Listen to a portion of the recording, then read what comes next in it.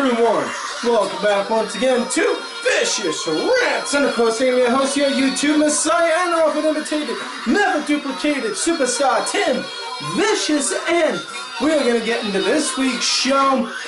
Monday Night Raw was in Chicago. Now, before we get into that, let's stop, hit the rewind button, hit stop, and then play again, because we're going to talk about the SmackDown Rewind right here. Last week's SmackDown did finally see the match between AJ Styles and James Ellsworth, and thank God Styles wiped the floor with him.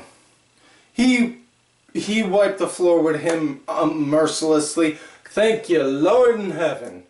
Did that. Next thing you know, Ziggler, aside from that, the big highlights from it, he did that. Ziggler wound up challenging Baron Corbin, put up his #1 contendership on the line.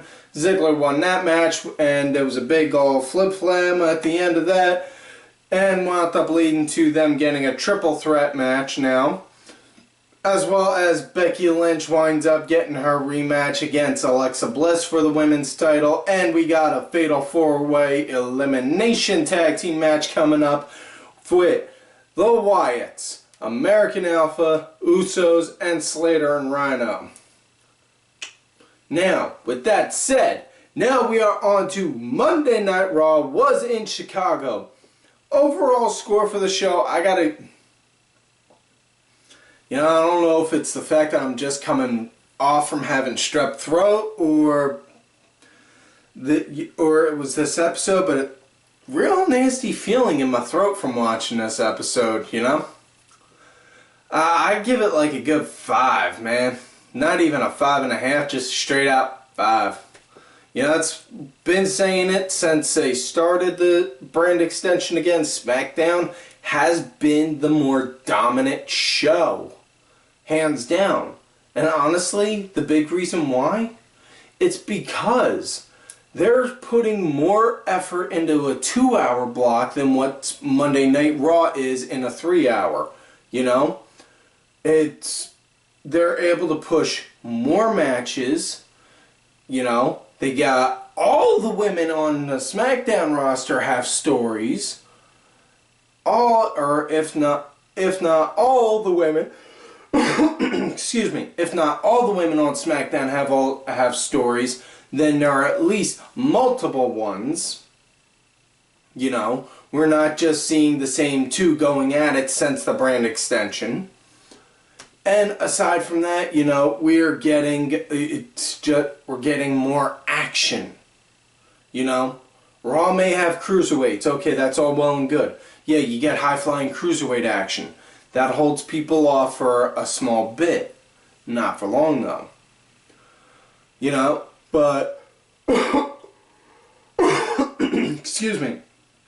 Aside from that, also, SmackDown, it's got Miz, who's running red hot right now as quite possibly the biggest heel in the company, you know, with everything he's working with as far as with the Intercontinental title and Daniel Bryan, you know.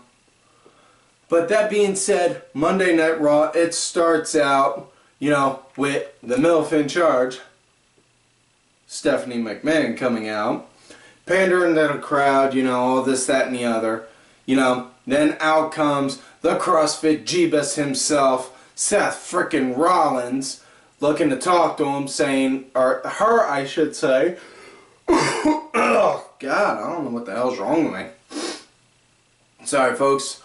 Comes out, you know, pissed off about on how Strowmen wound up smashing him into, like, pancake batter last week, saying he wants a match with him. And then out comes Roman saying, I want a match with him.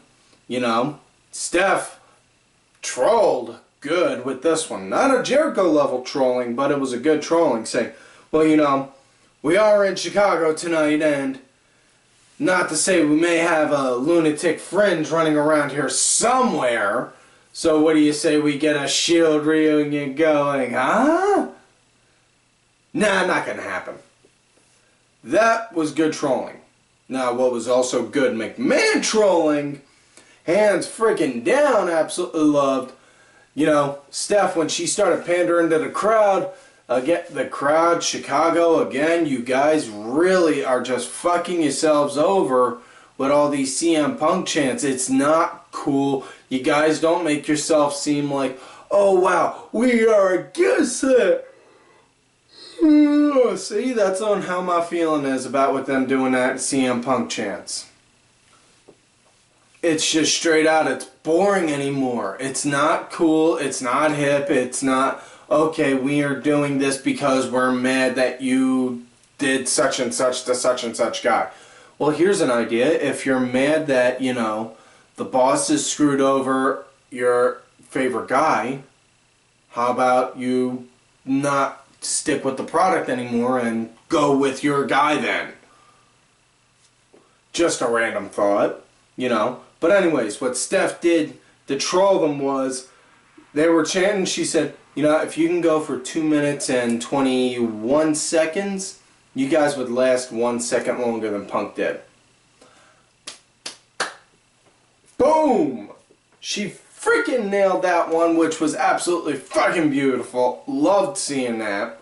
In which case, folks, if you did see the CM Punk fight, you would... I couldn't help but die laughing, because honestly, if for somebody who has a striking fighting style, who's supposed to be billed as having a striking style for fighting, why in the hell would you run full on at somebody?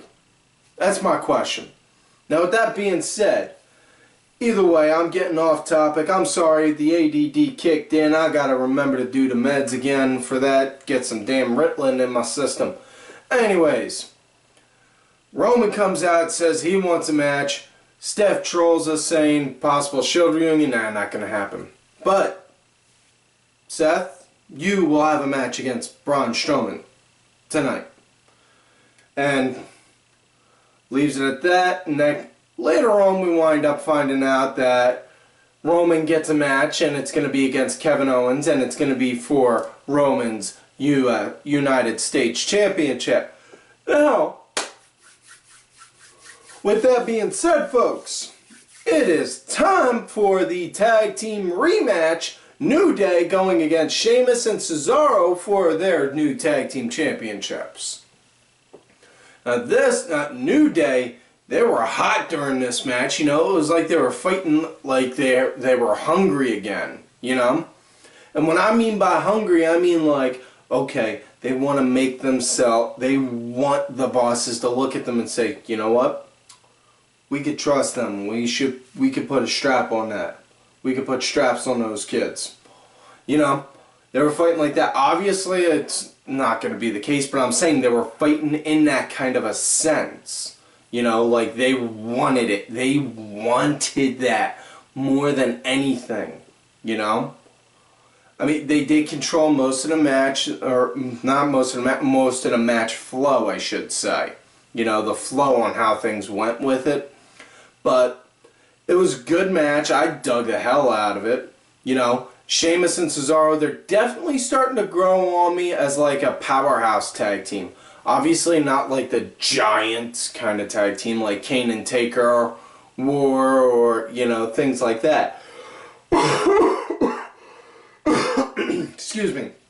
What I mean by they both got power styles with wrestling. So obviously that's what I mean. Match came to an end though. Sheamus did a blind tag to Cesaro. Comes in just as Woods is about to hit the honor roll on Cesaro. Boom! Catches him with the bro kick. Goes 1, 2, 3. That's it. They win. That's done now. Now, as far as where they go from there, I could see New Day getting 1, maybe 2 more rematches down the line. But that's it. Excuse me. As I'm just coming off from having strep, so having strep throat. Now, either way, good see. Now, other than that, the only other team I could possibly see actually, you know, these guys are Sheamus and Cesaro. They're kind of teetering on tweener in between, so you're gonna need like a good heel to try and make them stand ground as faces. So. Honestly, I would say Gallows and Anderson because they're probably the most loudest and most known heels for the tag division. You know? Now, other than that, after that, we got our next match, which was the piss break of the night. It was Nia Jax going up against Scarlett. Now, Scarlett, she's known more so in the indies for like managing. She did some ringside announcing for Ring of Honor, that kind of stuff, you know. And that's all, but either way, that was it. It was a squash match. Thing is, though, they had her wearing a Sasha Banks shirt, and then at the end, Nia just looks like, you should get a better role model. That was it. Next matchup we got after that, it was rematch Bayley versus Charlotte. Charlotte wound up pulling out the old Ric Flair tactics, saying she got a lawyer because her shoulder was up and got that match expunged. So we're going to have a rematch, and my lawyers did secure that we would have a specific referee for this, and it was Dana Brooke. So Dana came out, she's reffing now, so Dana Brooke is the special ref on this. Now at one point in this match, Bayley actually winds up taking Dana out just point blank. You know, she just goes, hooks her up, boom, gives her the Bayley to belly, and then Dana rolls out. After that, she winds up, them two, they kind of square at it for a minute on their own until a regular ref comes out, and then, excuse me, and then regular ref comes out, starts calling the match for a minute until it looks like Bayley's about to win. Next thing you know, Dana pulls that ref out. And then Bayley, she starts chasing them around, and I don't know, this could just be me and thinking into here, but Bayley put her hands on Dana, who was assigned as the designated referee, so that should go for an automatic DQ. I don't know, that's just me and my thoughts on that, but either way, she got in, next thing you know, Charlotte went to go do a roll-up. Didn't do a fast count for Charlotte, though, but Charlotte did have her feet up on the ropes also and was holding the tights. So that was that. So they're going to eventually lead to a title match at Royal Rumble. That's that. Yeah, it's obvious. You know, next matchup we got after that, we got Cruiserweight action now with Neville going up against T.J. Perkins. And again, we got the greatest douche nozzle to ever clog Austin Aries on commentary. You know,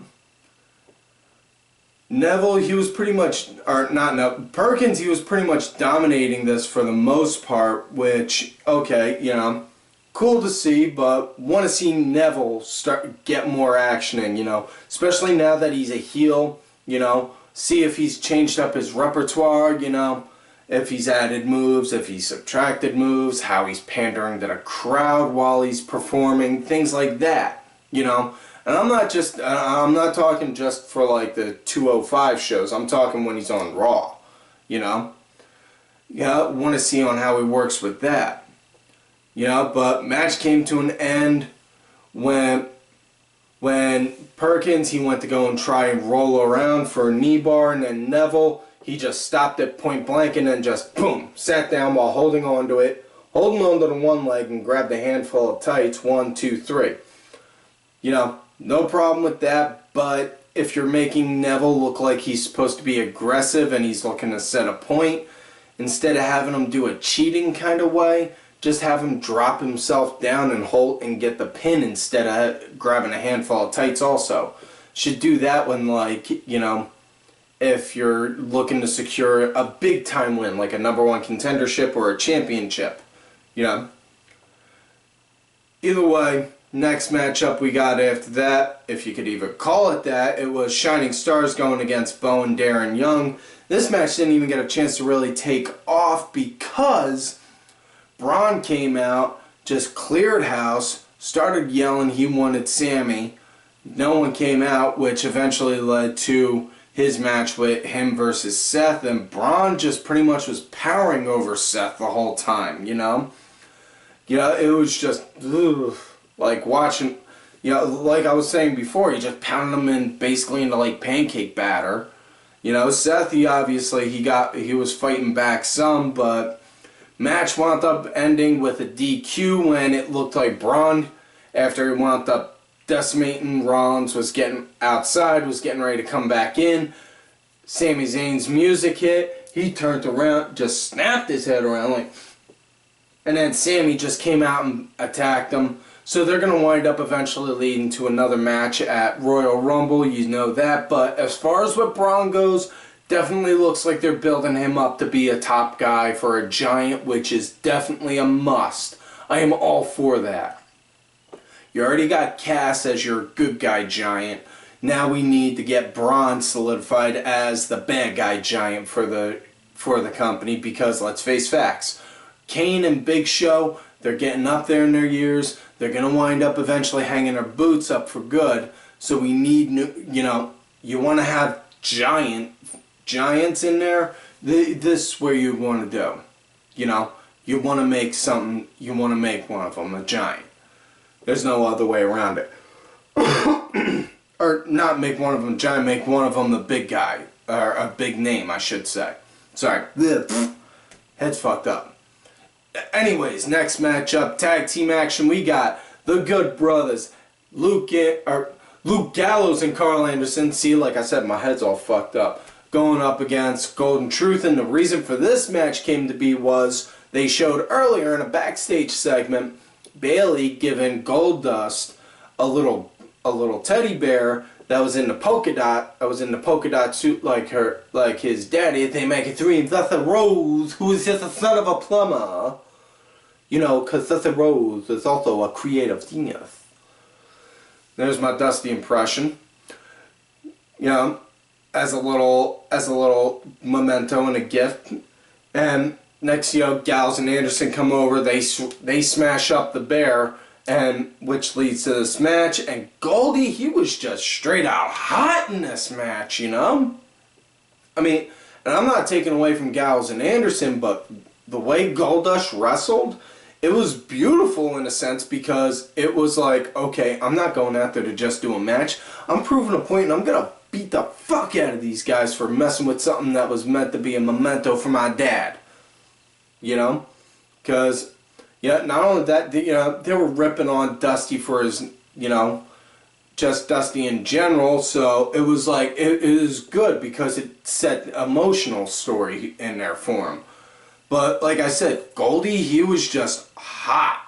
He was on fire, you know? Yeah, and when Gallows and Anderson, when they got their action going, man, they were moving like like when they first arrived on the scene in WWE, just decimating hard, you know? And match wound up coming to an end with Anderson doing a roll-up on Goldust, actually, you know, securing the win. So, and now, Club, they've been scoring up wins lately, so it does look like that they are going to wind up eventually getting a title shot. I know a lot of people have been saying, you know, they've been giving them such a bad run lately. I don't like this. I wish they would just go to Japan. You know, here's the thing, though. You notice with WWE, what they do with a lot of guys that they'll sign, they'll push them way up high and then drop them down low a lot of times, just to see on how they take it, you know? And, okay, I can understand that, you know? It's kind of like when if you're working in like a supermarket. Your boss, he'll max you out on hours for like 3 weeks to maybe 2 months straight. And then slowly drop you down just to see on how you take if you have to get hour cuts. You know? Things like that. Now, either way, you know, hoping this eventually leads to the Good Brothers getting a tag title shot and winning the gold. Or in this case now, the silver. Or pewter, whatever the hell kind of metal it is. I don't know, don't judge me, damn it! Either way, next matchup, we got the main event of the night. It was Kevin Owens going against Roman Reigns for Roman's United States title. And again, I gotta stress this. Roman, please stop dragging the damn thing and don't hold it over your back like that, like it's a satchel or a bag. You know, for the love of God, wear it around your waist or hold it over your shoulder like that. Pick one, please. It's insulting to see it drunk like that. Sorry. Also a little partially tired. It's been a very long, hard day for me. But either way, stop dragging the thing like that. Carry the title with respect. You know? Now, as far as this match goes, it was pretty back and forth until Jericho came out, and I was kind of okay, you know. And I was alright with that, because once he came out, next thing you know, boom! Owens, he wound up taking control right off bat, you know. And, Owens, he wound up controlling it pretty much until the end. Now, it's, you know, obviously not to say Roman didn't get his share in and, you know, had his time, but I'm saying it was back and forth like that. And then Owens wound up dominating right up until Reigns got his comeback in. And just as it looked like Chris Jericho was about to interfere to go and help make sure Owens would win, Seth Rollins comes out, stops Chris Jericho, which winds up making Owens stop what he's doing to see what's happening. And then Reigns just wham! Goes, hits that spear, gets the 1, 2, 3. That is that. They went. So Roman is still U.S. champ, which, I don't know. That kind of tells me he's going to wind up losing at Royal. Excuse me. Tells me he's going to lose at Royal Rumble, you know, because you saw at NXT TakeOver when Paul Ellering was in the Shark Tank cage that he could still provide some kind of interference, you know, drop down the chain. Ain't nothing saying that Jericho could, you know, while he's up there, drop down the list for Owens and then wham, crack Roman with that, you know, something along those lines. But either way, yeah, that's on how it pretty much went. But yeah, that is it for this week's show, folks. So please do not forget to like the video, subscribe to the channel, go back, watch some of the other episodes. Look for me on my Twitter at TimVicious. Make sure you also look for my other account, Tim_Vicious. I'm also out there on that Facebook, Gimmick Tim Ash. And do not forget, folks, to follow all of these cool ass cats right here on the Twitter. Axel Mulligan, make sure y'all check him out on his Twitter. He's starting up a new production soon with hosting for blogs talking about the European wrestling scene that has been booming. Sunday Segue, Simply Sabrina, Cranky Asshole, Aaron_Deborah, my executive producer who provided the music for this week's show, Oliver Ben. Make sure y'all check out his stuff. It's on iTunes, Spotify, and such. Excuse me.